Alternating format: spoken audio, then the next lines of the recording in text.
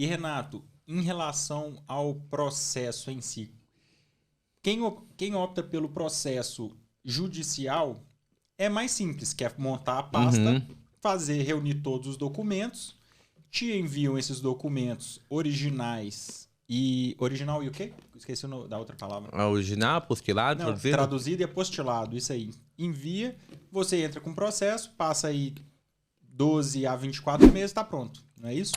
Agora, o administrativo, ele já tem algumas outras etapas, né?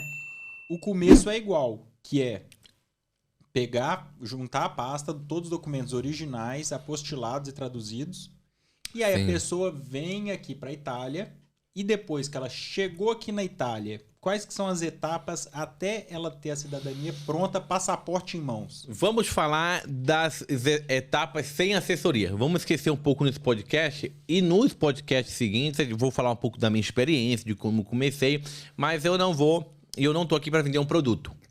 Né? A intenção desse podcast é a gente falar de assessoria e ajudar as pessoas, né? Conscientizar as pessoas como funciona a cidadania na Itália, né? Porque teve o caso da Bárbara que teve aqui, que ela veio fazer a cidadania italiana dela e foi no Comune. Ela já tinha mandado a documentação por e-mail, um Comune que eu trabalho, que a gente faz cidadania, e chegando lá a mulher não fez porque ela estava num Airbnb, né? Airbnb, não podia registrar. Não podia, e ele, não, vou pegar um hotel, não, a região é fechada, é difícil, o pessoal não aluga casa para estrangeiro. E aí ela caiu num desespero, e ela foi num bar, um cara do bar me conhece, ela disse, pô, tem um brasileiro bacana aqui, ele tem até um negócio aqui na cidade, vai lá conversar. E quando ela chegou no escritório, ela chegou passando mal, chorando. Né? Então é bom a gente, nos podcasts, eu vou falar quais são as etapas, quais são os cuidados que a gente precisa ter. Mas assim, cidadania italiana é um direito de sangue. Né? Já começando a falar sobre isso, porque muitas pessoas perguntam assim, mas o que é cidadania italiana?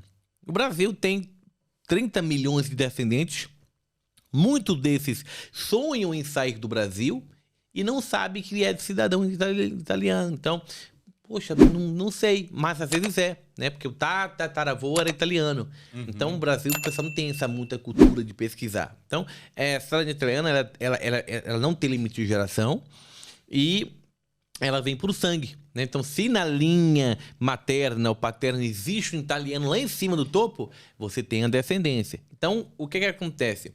O Estado italiano, sendo consular, sendo tribunal, ele vai solicitar o quê? Que você comprove, de fato, essa árvore genealógica.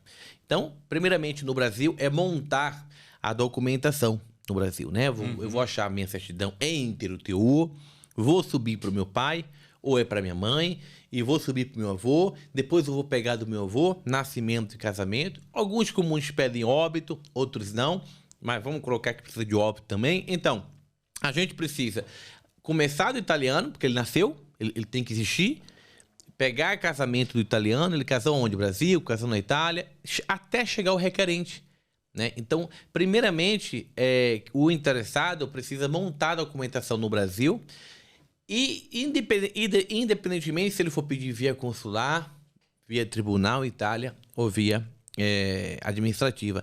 Nós, a Vinico, na assessoria italiana, a gente dá todo o suporte gratuitamente, né? E esse é o nosso diferencial. A gente ajuda as pessoas, pega esse, vamos avaliar, faz isso, depois que a gente localiza, vocês dão no italiano, a gente pesquisa, faz assim, dá todo o suporte, porque eu vou deixar aqui uma deixa, até que essa não é uma pergunta. Mas assim, quando você monta todo o processo, beleza, eu consegui montar tudo, mas aí tem a questão de variação de nome. Dá para montar a pasta, mas existe muitas entrelinhas jurídicas, muitas leis que, se a pessoa não tem uma consciência ou uma análise, ela pode, quem faz por conta, correr o risco de montar um processo e deixar uma retificação, porque é uma variação de nome grave. Um exemplo, Giuseppe, que virou João, que vai ser um tema, quem sabe, para um outro podcast, né? Não nesse aqui. Que foi o meu caso, né? Só que foi Elisabetta que se tornou Henriqueta. E é um erro grave. É um erro gravíssimo. Aí você teve que retificar. E depois Elisa, ela tinha 3 nomes. 3 nomes, ou seja, você fez uma retificação judicial, né? Fiz uma retificação judicial no Brasil. No Brasil, por quê? Aí a gente entra rapidamente aqui, pessoal. Tem cartórios que aceitam a retificação administrativa. que eles falam assim, poxa, quando geralmente é sobrenome, tipo assim, Colette, que virou Colette, com 2 Aí C. passa. Passa, o cartório diz, pô, é o sobrenome, eu vou alterar. Mas quando tem mudanças no nome, hoje os comuns italianos nem aceitam. Quando, tipo assim, Paulo virou tipo Marcos. Nem o comune aceita a via administrativa, porque o oficial diz, pô, o comune, ou o brasileiro, o oficial brasileiro, não tem a competência Para fazer essa alteração. para fazer precisa do juiz, então eles não aceitam. Então, quando mudanças simples, a comune italiana não aceita e os cartórios no Brasil, a grande parte fazem, entendeu? Então, basicamente é isso, montar a pasta no Brasil. Mas então, beleza. Então a pessoa foi lá, montou a pasta completa, ela já teve seu auxílio, ou ela já tinha esses documentos, já sabe onde é que está o italiano, mandou buscar, tá com a pasta pronta lá. Tá Ok. preparada para vir para a Itália. Chegou aqui na Itália, quais são os próximos passos a partir daí?